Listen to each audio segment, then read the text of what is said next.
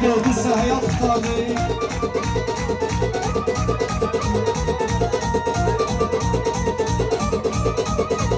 Edeydi zəlzələ deyəcək meyxana, süzə vuracaq hələ deyəcək meyxana. Bu meyxana hələ deyəcək meyxana. Alqış eləyəcək cəmaat qurtardı. Alqış eləyəcək cəmaat qurtardı. Şətrobada maraqlı imtihandı. Ruslan həmişə ortağına təşandı. Sən elə bilirsən yaşamaq asandı. 2 şey aldın 50 manat qurtardı. 2 şey aldın 50 manat qurtardı. Eski yolunu yutmanasvuz meyxanaya alqış edir fanatvuz. Bizdən ehtiyatlı danış həyatvuz. O yana tulladım qranat qurtardı. O yana tulladım qranat Meydana dur gör necə ilişdim. Hərdən oldu ömrümdə ilişdim. Hərdən oldu meydana da girişdim. Yaxşı ki bu qafiyəni değişdin. Ruslan əlimdən salamat qurtardı. Ruslan əlimdən salamat qurtardı. Salmalıyam Ruslanı darmadağına. Benzin atmamışam onun ocağına. Rüfetçanın qranatının qabağına. Cəlal çıxartdı avtomat qurtardı. Cəlal çıxartdı avtomat qurtardı. Ciddi danışırıq zarafat qurtardı.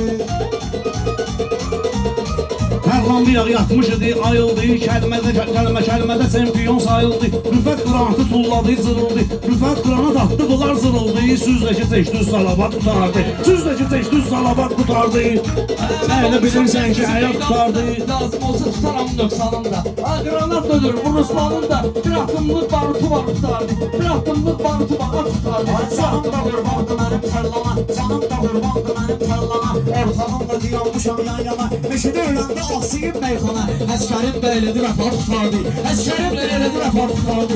Ciddi də meydamıza baxım gülmürük. Sənin yeribə xəzavlətdən ölmürük. Burada çempiyon kimi var bilmirik. Sən üçün orada çempionat tutardı. Sən üçün orada çempionat tutardı.